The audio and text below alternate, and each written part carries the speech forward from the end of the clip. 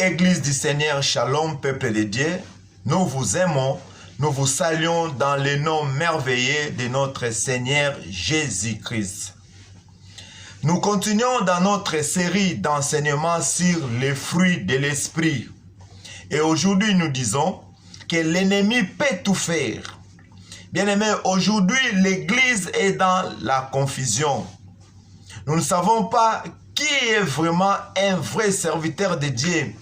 Nous ne savons pas quelle église il faut atteindre. Bien-aimé, le diable peut faire des miracles. Le diable peut prophétiser. Le diable peut guérir des malades. Le diable peut ressusciter les morts. Mais il y a une chose que nous connaissons que le diable ne peut pas faire. Il ne peut pas produire les fruits de l'esprit. Alléluia. Notre Seigneur, connaissant cela, il a dit, vous les reconnaîtrez par leurs fruits. On connaît un arbre par ses fruits. Voilà comment nous devons les connaître. Voilà pourquoi nous donnons de l'importance sur cet enseignement, sur les fruits de l'esprit. Et l'autre fois, nous avons déjà touché l'amour. Comme Galates 5, 22 nous dit, les fruits de l'esprit, c'est l'amour, la joie, la paix, la patience, la bonté, la bienveillance, la foi, la douceur, la maîtrise de soi. Nous avons déjà parlé de l'amour et aujourd'hui, nous allons parler de la joie. Amen. Qu'est-ce que la joie? La joie est un sentiment de bonheur. La joie est un sentiment de plaisir, un sentiment de gaieté. La joie est aussi une vive satisfaction. Alléluia. Dans 1 Thessaloniciens 5, 17, la Bible nous dit, soyez toujours joyeux. Alléluia. Alléluia. C'est un commandement. C'est un impératif, soyez.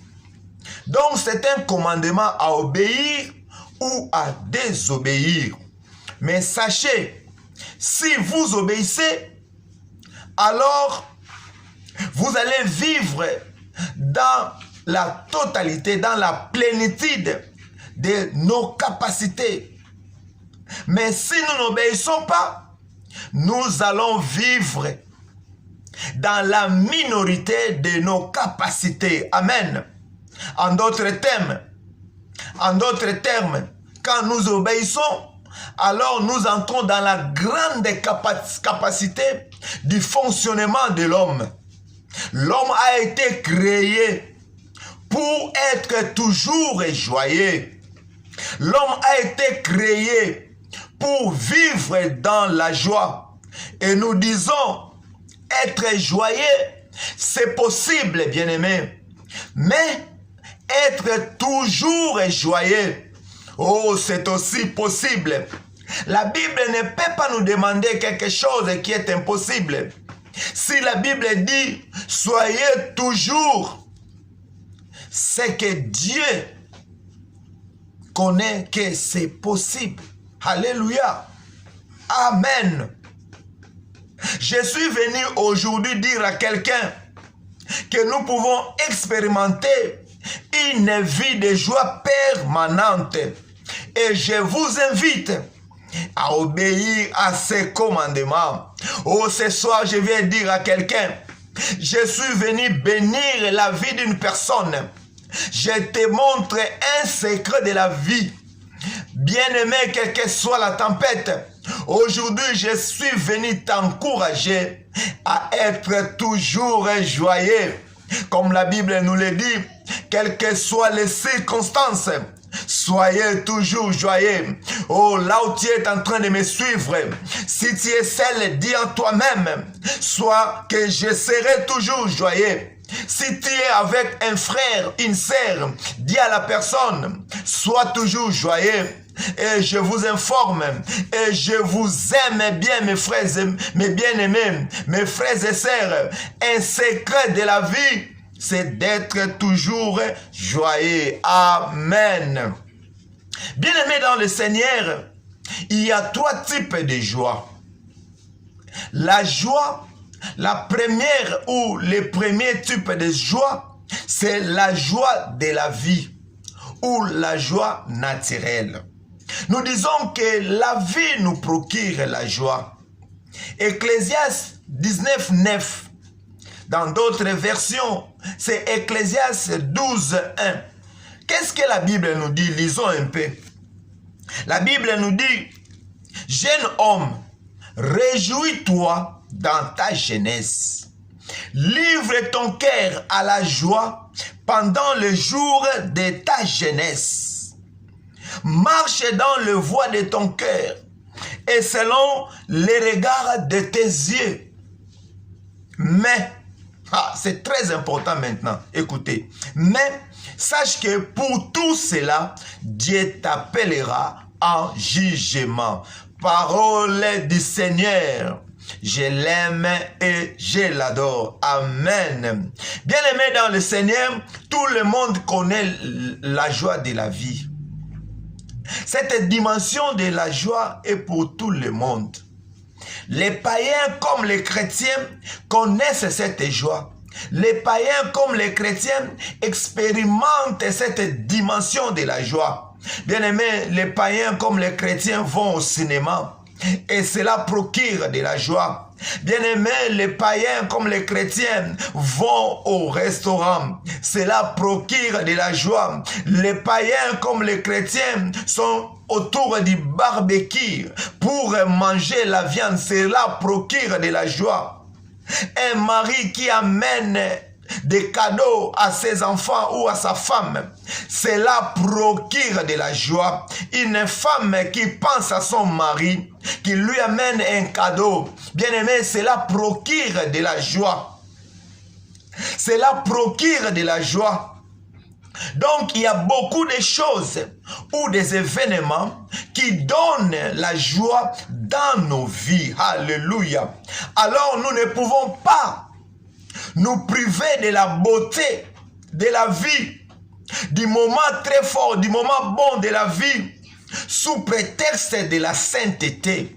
Je vous invite à nous accorder de bons moments avec la vie que Dieu nous a donnée. Car la Bible déclare dans 1 Corinthiens 10, 23, « Tout est permis, mais tout n'est pas utile. Tout est permis, mais tout n'édifie pas. » Alléluia. Arrêtons de tout spiritualiser, bien-aimés. Arrêtons de s'interdire tout. Nous ne pouvons pas nous réjouir de tout, mais nous pouvons prendre beaucoup dans le tout. Oh, alléluia. Nous pouvons prendre beaucoup dans le tout. Jésus était ami des païens. Notre Seigneur, notre Sauveur, était ami du païen. Lui qui était 100% parfait. Jésus était récit des païens. Nous pouvons jouir de la vie sans nous souiller, ô peuple de Dieu. Cela est possible. C'est toujours possible. Prenons ce qui édifie et accordons-nous la joie de la vie. Amen. Dieu nous a donné la vie et c'est une joie pour nous premièrement et pour les ciels. Arrêtons de nous priver la joie de la vie au nom de la sanctification. Dieu veut nous faire voir toujours, ou Dieu veut que nous puissions toujours, ou Dieu veut nous voir toujours dans la joie. Donc, nous pouvons profiter de la joie de la vie avec sainteté. Alléluia. En appréciant chaque moment de la vie. Une chose seulement, une chose fait obstacle à la joie de la vie, c'est la convoitise, peuple de Dieu. La convoitise, bien-aimé, la convoitise n'est pas la prospérité. La convoitise, c'est un désir extrême de posséder. La convoitise, je disais que ce n'est pas la prospérité. Bien-aimé, la prospérité, c'est permettre à Dieu, ton Créateur, notre Créateur, c'est de lui permettre nous donner ce qu'il veut. Et c'est aussi prendre ce que Dieu nous donne avec satisfaction. Alléluia. Car la satisfaction nous donne la joie. Et la joie appelle la bénédiction. Car la Bible dit qu'à chaque jour suffit sa peine. Une âme joyeuse crée la joie. Une âme joyeuse, crée un environnement prospère. Mais une âme inquiète, une âme envieuse crée une atmosphère négative. Et ce qui fait que quand on a déjà des pensées négatives, cela est difficile pour nous de percer. Cela affecte même notre façon de faire. Alléluia. Bien-aimé, l'Éternel nous demande de nous jouir de la vie. Mais il y a une façon que nous pouvons faire les choses sans nous souiller. Alléluia. Et la deuxième dimension de la joie, c'est ce que nous appelons la joie dans le Seigneur. Alléluia. Peuple de Dieu, cette dimension est seulement réservée aux chrétiens. Paul dit aux Philippiens, dans Philippiens 4, son verset 4e, il dit, « Réjouissez-vous toujours dans le Seigneur. » Je répète, réjouissez-vous. Amen. L'apôtre Paul répète ce qu'il a dit aux Thessaloniciens. Mais cette fois-ci, il y a une précision. Il le dit dans le Seigneur. Qu'est-ce que cela veut dire? Cela veut dire, les païens ne peuvent pas en profiter. Comment se réjouir dans le Seigneur? Alléluia. Il faut d'abord, avant de se réjouir dans le Seigneur, il faut accepter Jésus comme son Sauveur et son Seigneur. Amen. Oh, j'invite quelqu'un qui n'a pas encore expérimenté la vie avec notre Seigneur Jésus-Christ, de donner sa vie aujourd'hui à Jésus pour entrer dans cette deuxième dimension qui a beaucoup de promesses, qui va assurer nos vies, de donner sa vie à Jésus, d'expérimenter la vie avec Jésus, une vie que l'Éternel nous demande aujourd'hui. Si tu écoutes ma voix, ne rapporte pas cela à demain, car c'est aujourd'hui ton jour. Nous ne savons pas ce qui peut nous arriver demain. Si tu écoutes ma voix aujourd'hui, c'est ton jour. Toi qui n'as pas encore reçu Jésus comme ton Seigneur et Sauveur, c'est ton jour de donner ta vie à Jésus. Et la deuxième chose, c'est mettre sa confiance à Dieu, qui impliquerait l'effet de chasser l'incrédulité. Nous devons croire aux promesses de Dieu, confesser les promesses de Dieu dans nos vies. Et quand une promesse se réalise, cela nous donne de la joie. Et la joie la joie est la force de croire à la parole de Dieu. Car Néhémie 8, 10 dit, la joie du Seigneur est ma force. Laisse-moi te dire aujourd'hui, la joie est une force, bien-aimée. La joie est une force.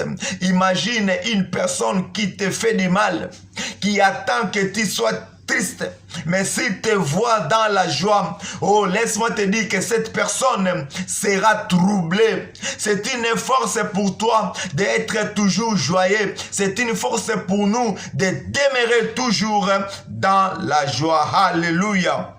Les promesses de Dieu, bien-aimé, ne meurent jamais. Et la Bible ajoute, la Bible dit, Dieu ne ment pas.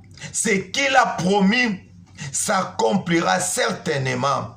Alléluia. La troisième dimension de la joie est la joie dans le Saint-Esprit. C'est une dimension ultime, puissante et surnaturelle. Pour atteindre cette dimension, bien-aimée, il faut une communion avec la personne du Saint-Esprit. Car le Seigneur est au trône. Il a fait son travail. Il est maintenant au ciel. Il était descendu pour te sauver. Maintenant, il est au ciel. Et sur la terre, il nous a laissé le Saint-Esprit. Depuis la Pentecôte, le Saint-Esprit est descendu. Il est en nous. Il a dit que je ne vous laisserai pas seul. Je vous enverrai le consolateur. Le Saint-Esprit est là pour nous conduire, comme le Seigneur nous avait conduit ses apôtres. Alléluia. Comment savoir si on a atteint la joie dans le Saint-Esprit? Bien-aimés, quand chaque jour, nous avons soif de manger la parole de Dieu.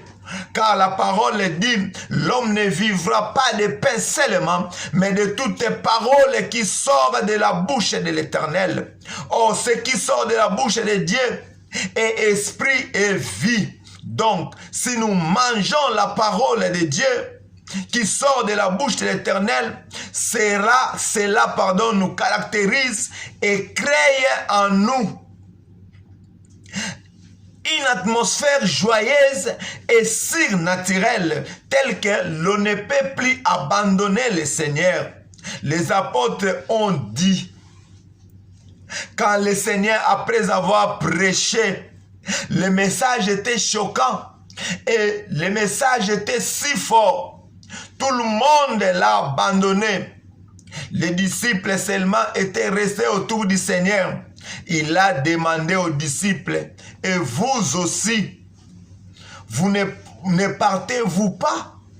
Les disciples ont répondu au Seigneur, où irons-nous? Car c'est toi qui as les paroles qui donnent la vie. Oh bien-aimé, je suis venu te dire aujourd'hui, sois toujours joyeux. Je suis venu te dire aujourd'hui, c'est une force pour toi d'être toujours joyeux. Ne laisse pas l'inquiétude te dominer. Ne laisse pas les situations te dominer. Mais la parole de Dieu te dit aujourd'hui, sois toujours joyeux, sois toujours joyeux et tu verras comment tu vas déjouer les situations, tu verras comment tu vas mettre tes adversaires en péril, tu verras comment tes adversaires viendront même te demander, est-ce que tout ça va? Si tu te réveilles le matin, une personne vient te demander comme ça, c'est qu'il a fait quelque chose la nuit et il ne comprend pas pourquoi tu es toujours joyeux. Or, lui, il a médité quelque chose d'autre. Laisse-moi te dire, c'est une force. Demeure toujours dans la joie. Sois toujours joyeux et le ciel t'accordera. Parce que si tu es toujours joyeux, il y a l'atmosphère d'adoration qui monte. Cette atmosphère crée